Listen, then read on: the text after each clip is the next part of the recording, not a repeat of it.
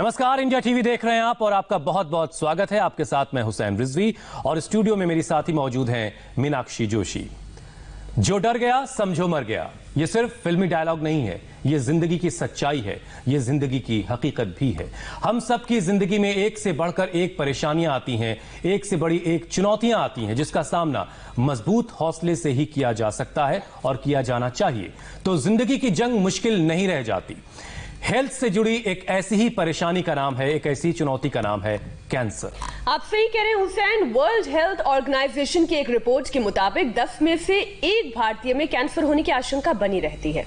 भारत में हर 20 साल में कैंसर के मामले दोगुने हो रहे हैं। अगले 20 साल में उत्तर प्रदेश, बिहार, झारखंड और ओडिशा में कैंसर विकराल रूप ले सकता है और इसके पीछे तंबाकू बड़ी वजह है। पूरी दुनिया में 50% स्मोकिंग करने वाले लोग चीन, भारत और इंडोनेशिया में रहते हैं। भारत में तकरीबन 6.9 करोड़ लोग स्मोकिंग करते हैं और 4.2 करोड़ लोग टोबैको चबाते हैं। मीनाक्षी, बात सिर्फ टोबैको भर पर नहीं है। पेस्टिसाइड्स जिनसे सब्जियां भरी पड़ी हैं, हमारे आसपास फैला प्रदूषण, पॉल्यूशन, इनसे भी कैंसर बनता है। कैंसर की वजह ये बन जाते हैं। कैंसर हमारे शरीर को अंदर से पूरी तरह से खोखला कर देता है, बर्बाद कर देता है। ऐसे में जरूरी है कि हम कैंसर से बचाव के तरीकों को बेहतर तरीके से जानें और इसके लिए योग गुरु से बेहतर और कौन हो सकता है। स्वामी जी इस वक्त हमारे साथ जुड़ भी गए हैं। स्वामी जी, बहुत बहुत स्वागत है आपका। आज स्वामी जी खेत की जुताई कर रहे हैं। खुदा आपको भी हुसैन भाई, मीनाक्षी जी आपको भी। और हम जन्म से ही किसान के घर में पैदा हुए, कर्म से योगी बन गए। लेकिन ये सच बात है कि जो हम खेत में डालते हैं वो हमारे पेट में आता है। खेत में लोगों ने यूरिया, डीएपी और तमाम तरह के फर्टिलाइजर्स, पेस्टिसाइड्स, इंसेक्टिसाइड डालने शुरू कर दिए। उससे लोगों के जिस्म में जहर पहुंच गए हैं।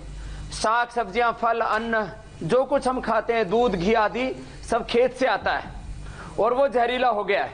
अब पूरी दुनिया में ऑर्गेनिक खान पान की एक बहुत बड़ी मार्केट तैयार हो रही है। भारत को जहां तंबाकू से, शराब से और बाकी चीजों से बचना होगा, जंक फूड, फास्ट फूड से बचना होगा, वहीं पर हमको ऑर्गेनिक खेती को भी अपनाना पड़ेगा। और ऑर्गेनिक खेती के तौर तरीके होते थे जो हम कभी बचपन में किया करते थे, तो आज लोगों को ये बता रहे हैं कि वापस अपनी पुरानी संस्कृति की ओर हमें लौटना पड़ेगा और दूसरा कोई समाधान भी नहीं। बिल्कुल सही बात है। और जब हम अपनी पुरानी संस्कृति की ओर लौटेंगे जी स्वामी जी, हर कोई ऑर्गेनिक खेती तो नहीं कर सकता, लेकिन ऑर्गेनिक प्रोडक्ट्स की डिमांड जरूर कर सकता है। लेकिन एक काम वो जरूर कर सकता है स्वामी जी, आपके साथ रोजाना योग कर सकता है और योग के जरिए वो अपने आप को निरोगी बनाकर रख सकता है। स्वामी जी, इस साल कैंसर से पहले ही हम 2 अपने बॉलीवुड के बड़े अभिनेताओं को खो चुके हैं और अब संजय दत्त लंग्स कैंसर के शिकार है। जब हम ये देखते हैं कि एक कॉमन मैन, एक आम आदमी हो या फिर सेलिब्रिटी हो, कैंसर किसी पर रहम नहीं करता। बल्कि हुसैन, मैं तो यूं कहूं कि ये जो सेलिब्रिटीज हैं, उनका जो स्केड्यूल होता है, उनका जो खान पान होता है, आपने संजय दत्त की भी बात की, वो खान पान ही उनके कैंसर का कारक हो सकता है स्वामी जी। और खेतों से जो सब्जियां निकल रही हैं उनके बारे में तो किसी को खबर नहीं होती है। तो किसानों को भी जरूरत इस बात की है कि वो ऑर्गेनिक खेती पर जोर दें। लेकिन स्वामी जी, आप सबसे पहले शुरुआत इस बात से कीजिए कि कौन कौन से योगाभ्यास नियमित तौर पे हम करें जिससे कैंसर जैसी खतरनाक बीमारी से हम बचे रह सकते हैं, और जिनको हो गया है वो योग से कैसे क्योर हो सकता है। जरूरी योगाभ्यास। देखो, ये हम इसलिए ये कुछ चीजें बताना चाह रहे हैं। जी जी, गाय को इधर लाओ भाई, बछड़ा।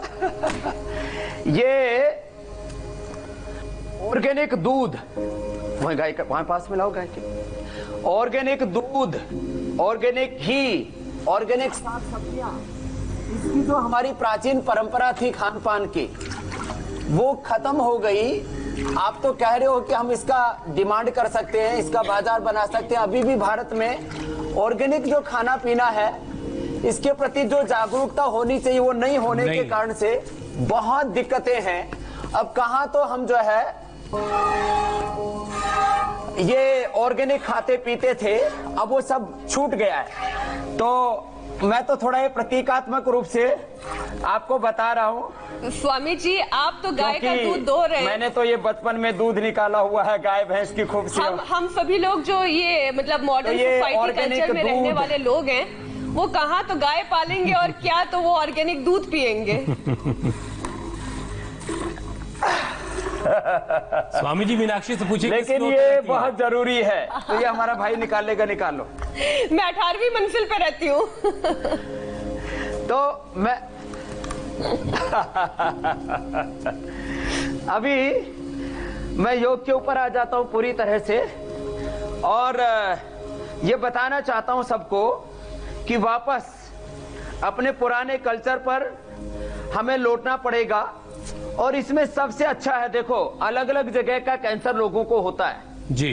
किसी को ब्लड कैंसर है, किसी को ब्रेस्ट कैंसर है, किसी को यूट्रस ओवरी का कैंसर है। तो जिस तरह का कैंसर है उस तरह के योगाभ्यास करें, कम से कम शुरुआत यहां से कर लें, सूक्ष्म व्यायाम से कर लें। बिल्कुल।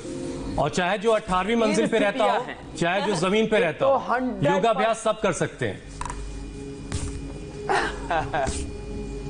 योगाभ्यास सब कर सकते हैं।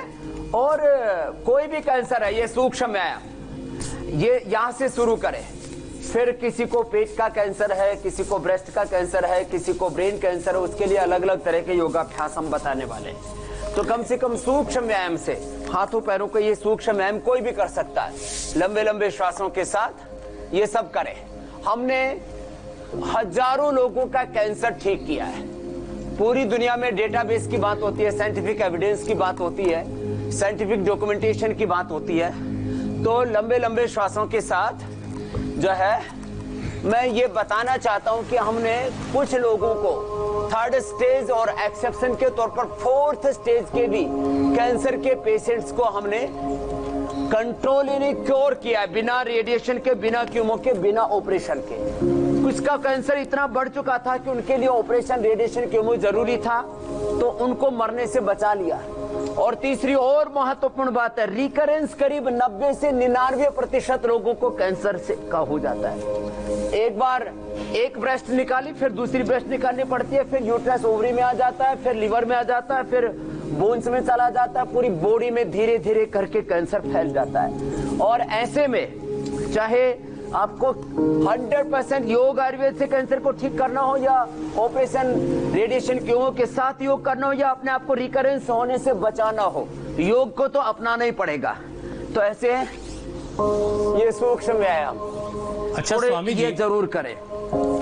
और इसके साथ साथ जी स्वामी जी, एक चीज तो ये कि ये स्प्रेड कैसे होता है, अगर किसी एक हिस्से में कैंसर हो गया तो ये स्प्रेड कैसे होने लगता है। और दूसरी एक बात ये कि पहली और दूसरी स्टेज में अगर कोई कैंसर के है तो योगाभ्यास करके वो खुद को महफूज कर सकता है, खुद को बचा सकता है। लेकिन अगर क्या तीसरी स्टेज में, 3rd स्टेज में, फाइनल स्टेज में है, तब भी क्या योग के जरिए वो अपनी जिंदगी को बचा सकता है, कैंसर से जंग जीत सकता है? 3rd और 4th स्टेज के कैंसर के रोगी भी हमने क्योर किया। और मैंने कहा करीब 5 करोड़ लोगों का साइंटिफिक डॉक्यूमेंटेशन हमारे पास में, उसमें कैंसर के भी हजारों रोगियों को जिनको हमने क्योर किया है, उनका पूरा रिकॉर्ड, उनकी पूरी सभी रिपोर्ट्स हमारे पास में है।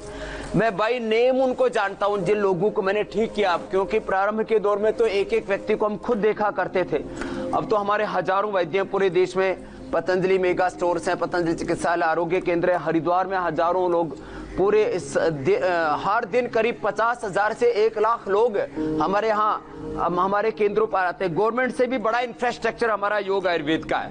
बहुत शानदार। और एक समय तो वो था जब आयुर्वेद नेपथ्य में चला गया था, और हमने लोगों को ये सामान्य योगाभ्यास करा करके, प्राणायाम करा करके, आयुर्वेद की दवाइयां दे करके, खान पान में हमने थोड़ी सावधानी बताई कि जंक फूड, फास्ट फूड तो छोड़ो ही छोड़ो, जितना हो सके अपने घरों में ही ये हरी मिर्च लगा लो, लौकी लगा लो, तोरई लगा लो, परवल लगा लो, बैंगन लगा लो।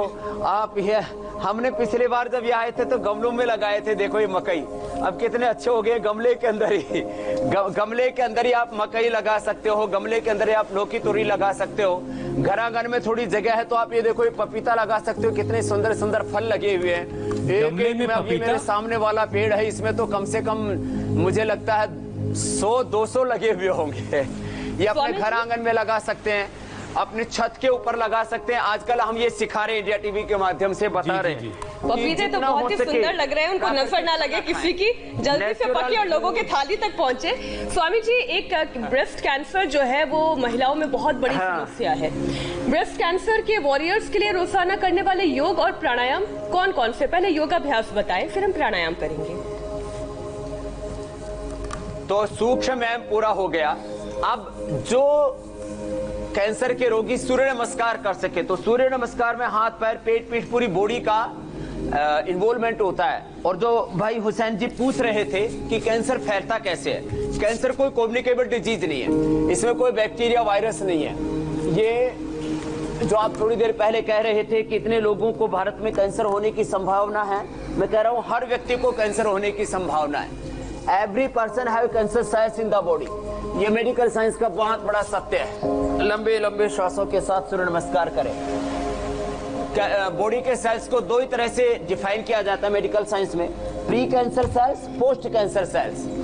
तो लंबे लंबे श्वासों के साथ ही अभ्यास करते करते बता रहे हैं हम कि जब आपका लाइफस्टाइल ठीक नहीं होता है, ठीक समय से सोना जागना खाना पीना नहीं होता है, तो ये कैंसर कैसे आपके लिए मारक और घातक हो जाता है, ये सूर्य नमस्कार करते हुए मैं बता रहा हूं। तो ये ऐसे ये सूर्य नमस्कार करें, जिनसे हो पाए वो सूर्य नमस्कार कर ले, जिनसे कुछ ना हो पाए थोड़ा जॉगिंग कर ले, ऐसे थोड़ा टहल ले, तेजी से चल ले।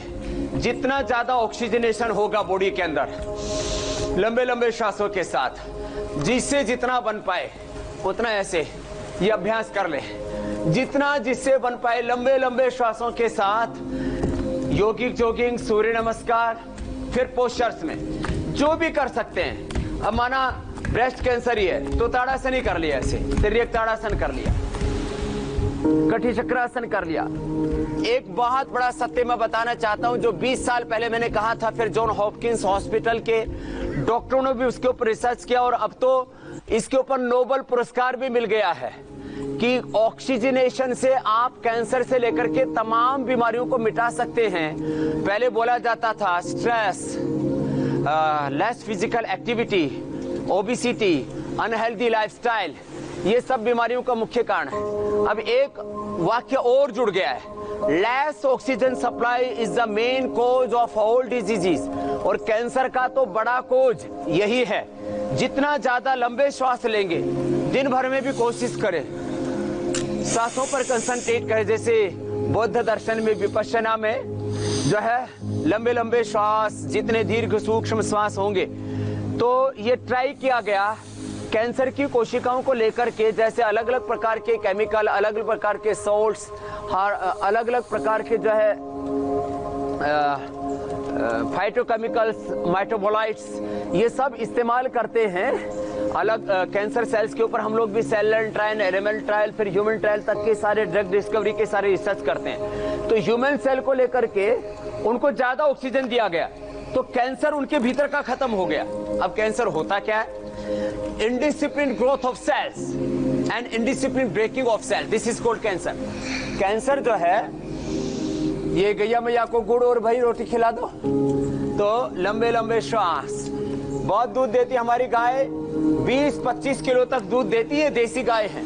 ये जो आप मेरे पीछे देख रहे हैं साहिवाल गाय है, जो साहिवाल नंदी है जो पीछे देख रहे हैं आप। और गुड़ बहुत शौक से खा रही हैं।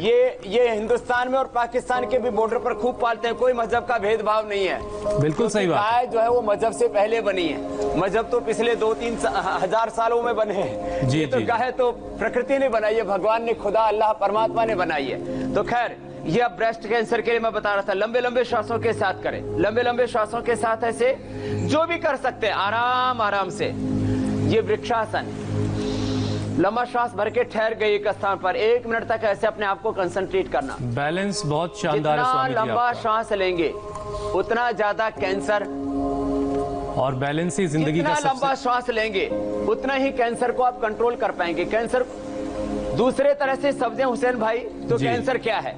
कैंसर है बिना ब्रेक और बिना एक्सीलेटर वाली गाड़ी, अपनी मर्जी से चल रही है। तो बॉडी में ही सेल होते हैं, बॉडी से उनकी कनेक्टिविटी वीक पड़ जाती है, तो वो अब कभी कभी बॉडी के एंटी काम करने लगते हैं, जैसे एक नॉर्मल साइकिल होता है बॉडी का, उसके विपरीत काम करने लग जाते हैं। जो जितना कर सके, ये त्रिकोणासन, कोणासन, पादहस्तासन, लंबे लंबे श्वासों के साथ, तो ये तो योगाभ्यास जितना बन पाए। अच्छा स्वामी जी, उतना कर लें। बैठ करके मंडूकासन, पेट का कैंसर है, लीवर का कैंसर है, पेनक्रियाज का, ब्रेस्ट का कैंसर है, सबको लाभ करेगा। कुछ पूछ रहे थे, पूछ जी स्वामी जी, आमतौर से जिस किसी घर में कैंसर किसी को हो जाता है, वहां एक तरह का डर, एक तरह का वहम भी लोगों के मन में बैठ जाता है। और वैसे ही बहुत सारे सवाल इस वक्त फेसबुक और दूसरे माध्यमों से हम तक पहुंच रहे हैं। बबली पूनम है, वो ये जानना चाहती कि उनके पिताजी को कैंसर है, तो क्या उनके भाई को भी कैंसर हो सकता है? क्या परिवार में किसी और सदस्य को भी हो सकता है? इसकी जो प्रोबेबिलिटी है वो कितनी होती है? देखो, करीब करीब यदि माँ को कैंसर है तो बेटी को 90% होने की संभावना है। ये जेनेटिकली बहुत जबरदस्त चलता है, क्योंकि ये जेनेटिक स्ट्रक्चर में आ जाता है।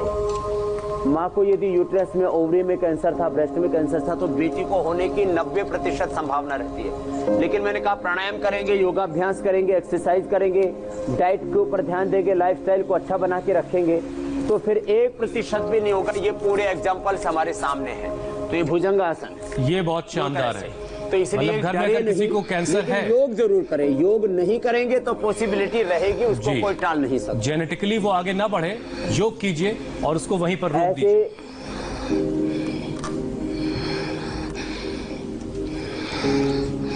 सीधे लेट करके भी जिनको पेट का कैंसर है, उनके लिए उत्तान पादासन, ये नौकासन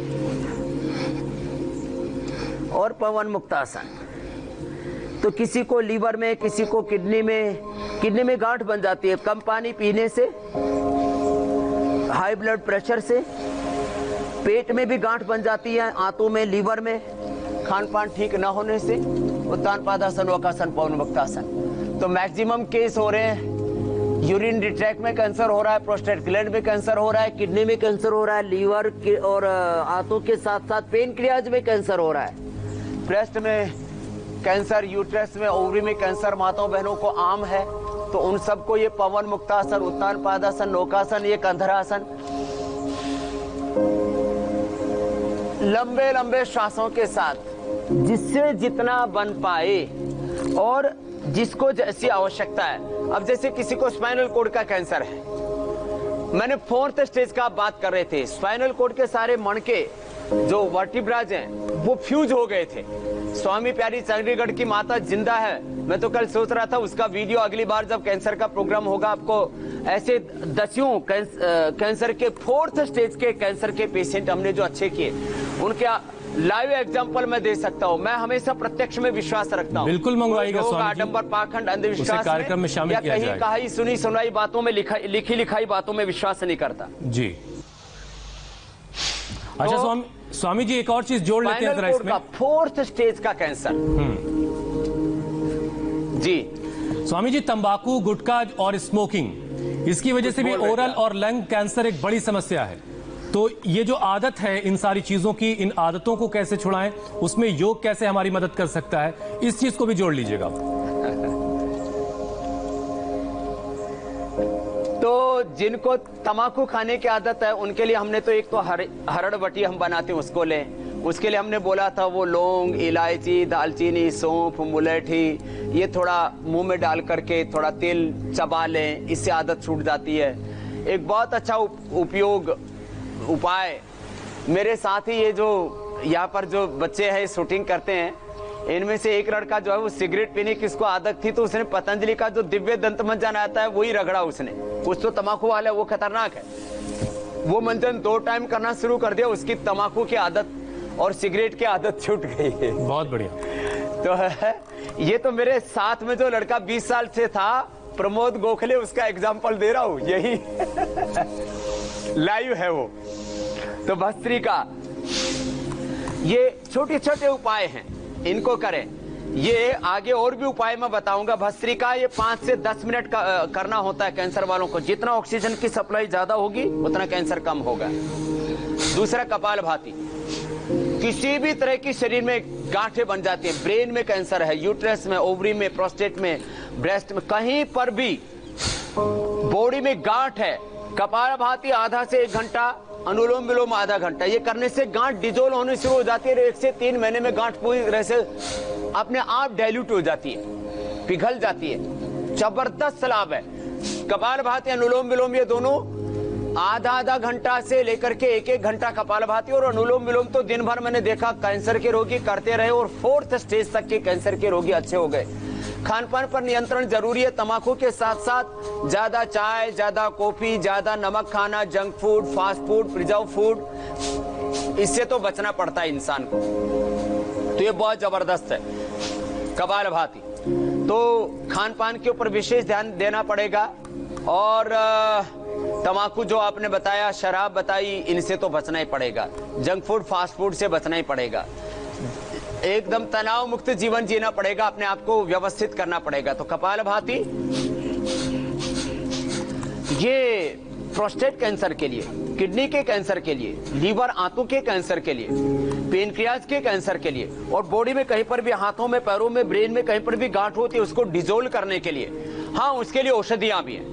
वो भी मैं कपालभाति तो मीनाक्षी जी कर लेंगे, मैं थोड़ा बता देता हूं। शिला सिंदूर 4 ग्राम, ताम्र भस्म 1 ग्राम, हीरे की भस्म 600 मिलीग्राम से लेकर के 1 ग्राम अधिकतम, और उसमें प्रवाल पंचामृत, गिलोय 7, संजीवनी वटी 10 ग्राम, और किसी को जो है बहुत ज्यादा गांठ है तो उसमें पुनर्नवादी मंडूर भी दे देते हैं। ये 60 पुड़िया बना के सुबह शाम एक पुड़िया खिलाते हैं। काचना और गुग्गुल वृद्धि बाधी का वटी 2-2 गोली देते हैं। और ये जो गोधन अर्क है, जो गाय है, आज हम आपको लाइव बताएंगे। बचपन में हम निकाला करते थे छोटी बछिया का गोमूत्र, ये गोधन अर्क जो है ये तो तैयार करते हैं हम, यहीं पर उसका प्लांट है इस गौशाला में। हमारी ऐसी गौशाला है जिसमें हम किसी से दान चंदा नहीं लेते हैं, बल्कि ये इकोनॉमिकली प्रॉफिटेबल है।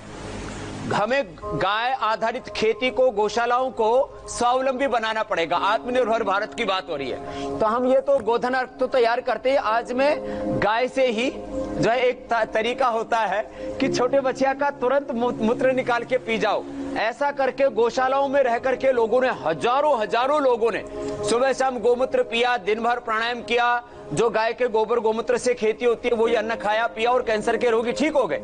तो जो मैंने आयुर्वेदिक उपचार बताए उसके साथ साथ ये गोधन अर्क, और आज अंत में हम बताने वाले हैं कि किस तरह से पंचामृत हम कैंसर के लिए बताते हैं, और उससे रोगी पूरी तरह से 3rd और 4th स्टेज के कैंसर के रोगी भी अच्छे हो जाते हैं। लोग रिकरेंस से बच जाते हैं। कैंसर होने के बावजूद भी उनको प्राणायाम रोज करना है, चाहे रेडिएशन केमो ऑपरेशन करवा करके कैंसर की जड़ें काट रही हो, ऑपरेशन से, रेडिएशन से, केमो से उसकी शाखाओं को भी सुखा दिया हो, लेकिन दोबारा हो सकता है कैंसर, उसको रिकरेंस होना बोलते हैं। तो दोबारा कैंसर ना हो, इसके लिए भी प्राणायाम को अपनाना पड़ेगा। कपालभाति स्वामी जी, और ये अनुलोम विलोम, अनुलोम विलोम सवाल भी ले लेते हैं। ये प्राणायाम तो मैंडेटरी है, कंपल्सरी है सबके लिए। मीनाक्षी जी कुछ पूछ रहे थे जी। कुछ सवाल हैं वो हम ले लेते हैं कि कई दर्शक ऐसे हैं जो इस वक्त सवाल पूछ रहे हैं कि कैंसर का निजात वो किस तरीके से पा सकते हैं। ऐसी एक दर्शक है भोपाल से, रितेश सड़ीवाला जी।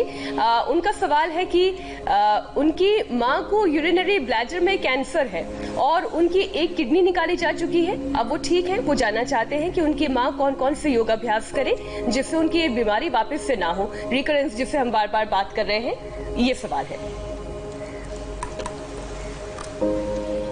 देखो, अब मैं अलग अलग यूरिनरी ट्रैक से लेकर के किसी को अलग अलग जगह का जो कैंसर है उसके लिए बता देता हूँ। वो गोखरों का तो पानी पिए, बॉडी में टॉक्सिन्स ऑक्सीडेंट्स को जमा ना होने दें, इसके लिए सभी लोग लौकी का जूस पिए, सबके लिए बोला।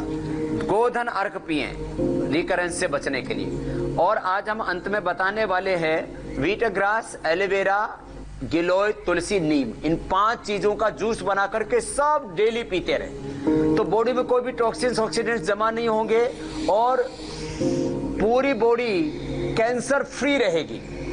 पूरी बॉडी को भीतर से सैनिटाइज कर देते हैं गोधन अर्क के द्वारा और पूरा एनर्जाइज कर देते हैं नेचुरल चीजों में। वो आज हम अंत में जूस भी बताने वाले हैं, तो इनका सेवन करें।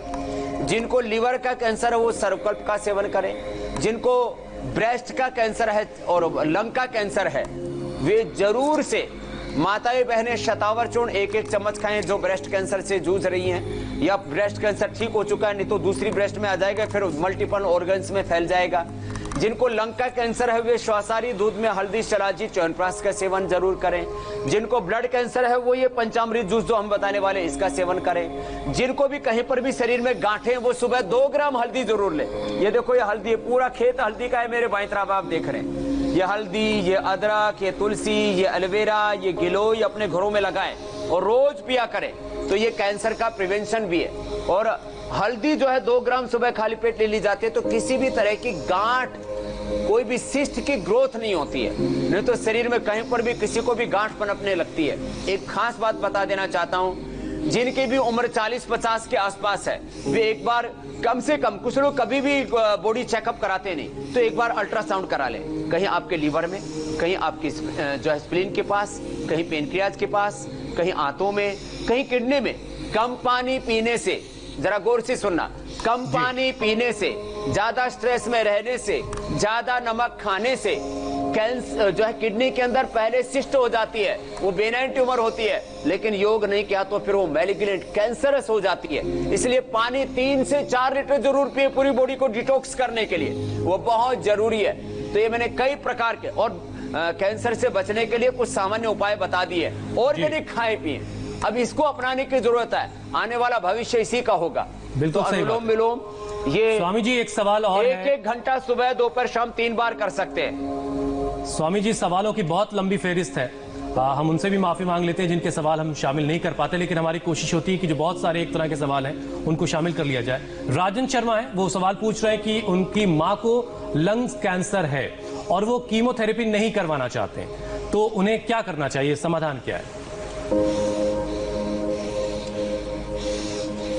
लंग कैंसर है तो श्वासाहारी खाली पेट 2-2 गोली संजीवनी बटी और लक्ष्मी विलास खाने के बाद लें। और जो अभी मैंने थोड़ी देर पहले बताया था, दूध में हल्दी, शिलाजीत, केसर, च्यवनप्राश, दूध में थोड़ा हल्दी पका ले, उसमें 5-7 जो रेसे होते हैं केसर के वो डाल ले और उसमें 1 से 2 बूंद शिलाजीत डाल करके और फिर 1 चम्मच च्यवनप्राश ले लें।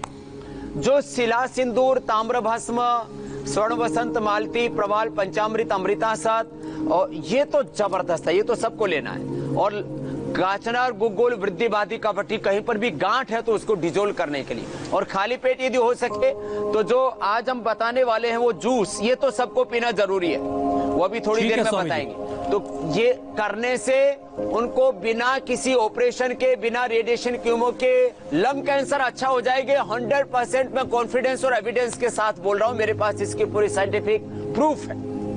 चलिए, राजन शर्मा की मां बेहतर हो प्राणायाम जाएंगी। जरूर करें, प्राणायाम जरूर करें, और ये बहुत अच्छी बात है। मैंने खुद स्वामी जी देखा कि कीमोथेरेपी का जो साइड इफेक्ट है वो कितना खतरनाक है, कितना खौफनाक और बहुत ही पेनफुल भी होता है। स्वामी जी, लेकिन एक और सवाल बहुत कॉमन आ रहा है, बहुत सारे दर्शक ये जानना चाहते हैं कि ज्यादातर मामलों में कैंसर जो है 3rd स्टेज में आके पता चलता है।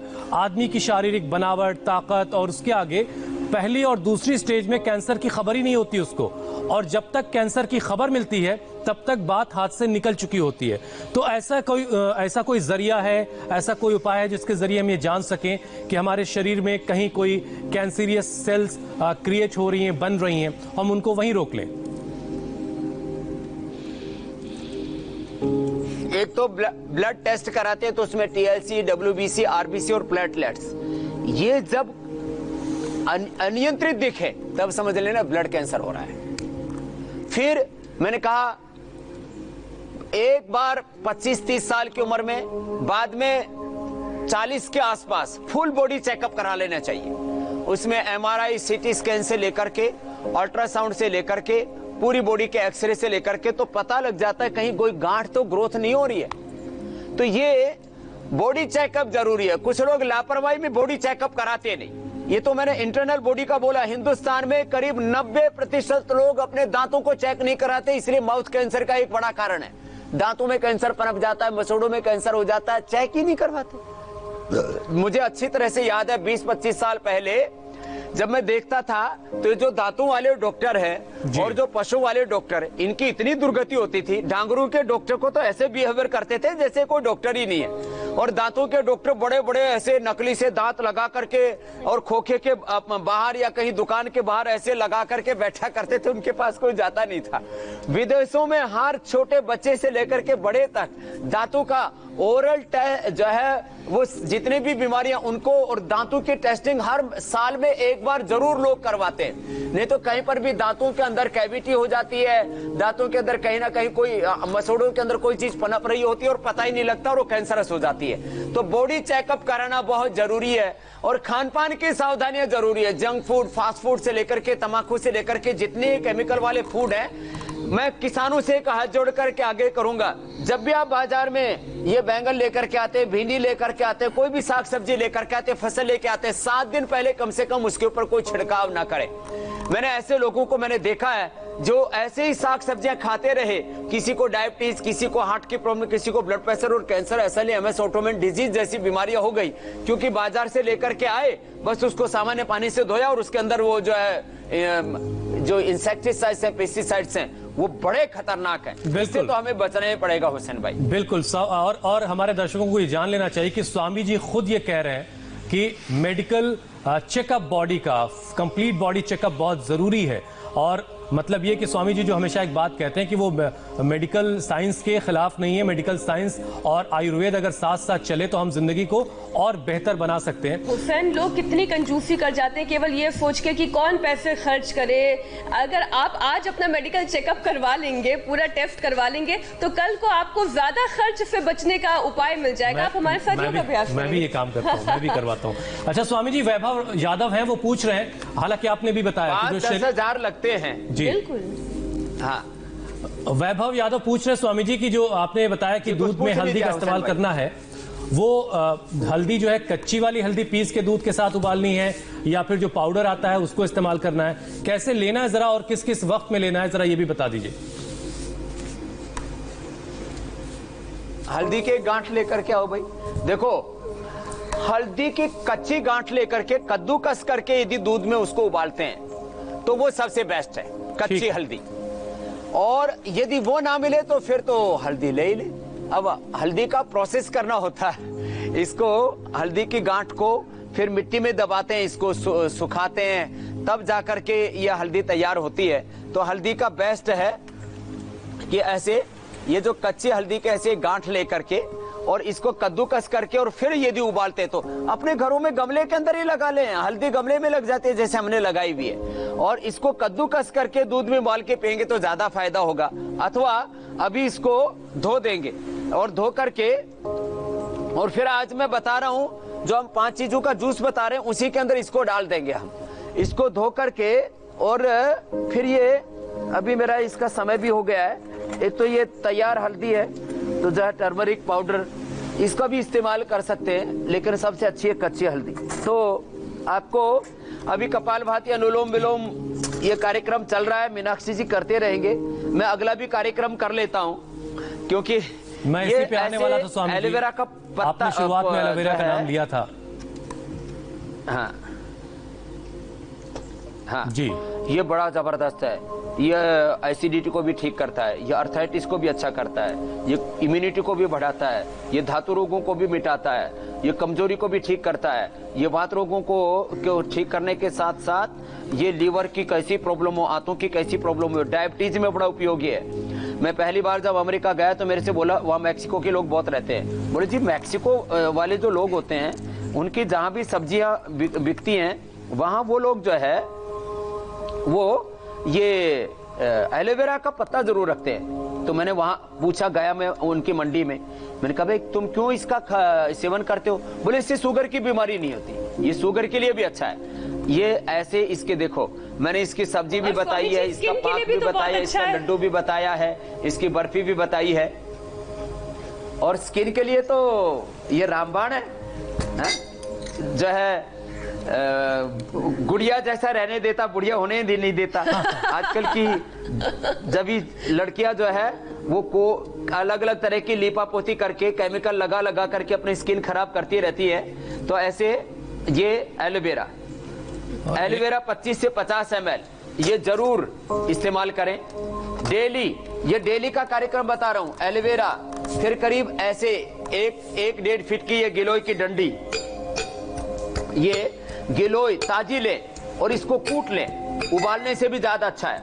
अच्छे से कूट करके और फिर इसको जो है अच्छे से कूट करके और फिर इसमें एलोवेरा, व्हीट ग्रास यदि किसी को ताजा ना मिले तो हमने पतंजलि में ये व्यवस्था कर रखी है कि ये व्हीट ग्रास का पाउडर भी दे रखा है। व्हीट ग्रास लेकर के आओ, देखो ये लगा रखा हमने। आजकल थोड़ा इसको मुश्किल होता है। और ये नीम का भी दो। नीम का आजकल निमोली जो है खूब मिलती है, निमोली ऐसे ही डाल दे तो नीम का देखो, ये निमोली डाली थी, ये पौधा तैयार हो गया है। ऐसे ये नीम का पौधा लगा ले। व्हीट ग्रास, एलोवेरा, फिर ये व्हीट ग्रास, एलोवेरा, गिलोय। व्हीट ग्रास के लिए हमने ये तैयार कर रखा है। तो ये 1 चम्मच ये व्हीट ग्रास का पाउडर ही डाल लें इसके अंदर। एक चम्मच ये व्हीट ग्रास का पाउडर हो गया। ये व्हीट ग्रास अपने घरों में गमले में लगा सकते हैं। फिर ऐसे ये छोटा एक टुकड़ा हल्दी का ले लिया, ऐसे ये हल्दी का टुकड़ा ले लिया ये, और इसको कद्दूकस करके और दूध में उबाल के पीते हैं तो और ज्यादा बेनिफिट होता है। इसके पूरे एक्टिव जो कंपोनेंट्स हैं, इसके जो फाइटोकेमिकल्स हैं, फाइटोमेटाबोलाइट्स हैं, वो सारे के सारे पूरी तरह से हमारे काम आ जाते हैं। अब जैसे इसको एक चोट मारी तो इसका पूरा खचूमर निकल गया। फिर इसमें तुलसी के ऐसे 7 से 11, 21 पत्ते ऐसे, ये तुलसी की मंजरी सहित ले लें ऐसे, ये तुलसी के पत्ते, और नीम के भी 7 से 11 पत्ते ऐसे, ये अपने घरों के अंदर गमलों के अंदर लगा सकते हैं। सारी चीजें इनका इस्तेमाल प्रतिदिन किया करें ऐसे। तो ये जबरदस्त है। व्हीट ग्रास, एलोवेरा, गिलोय, तुलसी, नीम, और उसमें थोड़ा अदरक डाल दें। सुबह नहार मुंह, ये सुबह शाम खाली पेट लेना है। खाली पेट लेना है। हाँ, ये निहार मुंह, एम्प्टी स्टमक, खाली पेट लेना है। ऐसे जब इसको कूट लेते हैं स्वामी जी, तब तक आप इसे तैयार कीजिए। इसमें थोड़ा ऐसे देखो, और तब तक हम जरा वो चैलेंज दिखा देते हैं जो आपने दिया था, फिर उसके जवाब में जो वीडियोस आए वो दिखा देंगे। ऐसे नाभि के दोनों ओर लगा दिए और फिर ऐसे उठा दिया बराबर दोनों तरफ से। ऐसे 30 सेकंड तक उठा करके कम से कम रोक के रखना। तो ये मयूर आसन के चैलेंज के जवाब में हमारे लाखों दर्शकों ने चैलेंज एक्सेप्ट किया और वीडियोस हम तक पहुंचाए हैं। और हमने कोशिश की है, बहुत मुश्किल काम था, बहुत सारे वीडियोस थे। उम्र के लोग हैं हुसैन, बहुत बुजुर्ग हैं। बीच में देखिए आप गोपाल साहब जो हैं, गोपाल नागपुर महाराष्ट्र से, पुणे से भी जो आए हैं वो भी बुजुर्ग हैं। स्वामी जी आप देख पा रहे हैं, तो बताइए कौन बेहतर कर रहा है? क्या मैं बहुत देख पा रहा हूँ, नागपुर वाले भाई भी बहुत अच्छा कर रहे हैं, महाराष्ट्र वाले, पुणे वाले भी बहुत अच्छा कर रहे हैं। क्या बड़ी बड़ी उम्र वाले कर रहे हैं, क्या बात है। जी जी, भोपाल से आपने सबको योगी बना दिया है स्वामी जी। युवा दिख रहे हैं, रविशंकर जी अच्छा कर रहे हैं, करनाल वाले भी, और अलग पूरा हिंदुस्तान योग कर रहा है। तो ये जो अभी आप जरा दर्शकों को बता देते हैं स्वामी जी, रेसिपी बताई थी कि कल की क्लास में आप क्या बताने वाले हैं। शरीर में ऑक्सीजन लेवल को हाई कैसे करें, टीबी, खांसी, ब्रोंकाइटिस को किस तरीके से आप बाय बाय कह सकते हैं, और लंग्स आपके कैसे होंगे सुपर स्ट्रांग जब आप रेगुलर करेंगे योग।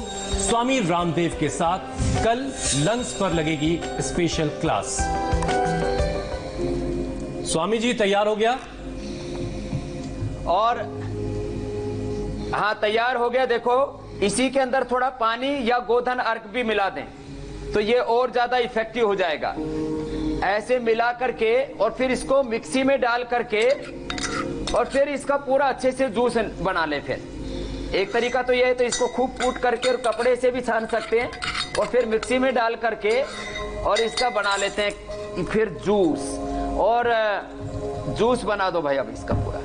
तो ये रोज लें, और जो मैंने घरेलू उपाय बताए थे वो सब भी अपनाएं, और आयुर्वेद के उपाय अपनाएं। प्राणायाम सुबह, दोपहर, शाम।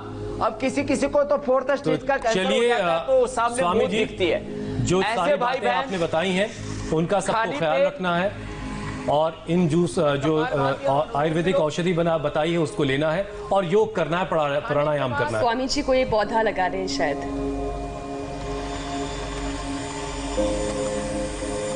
आज किस पौधे की बारी है स्वामी जी?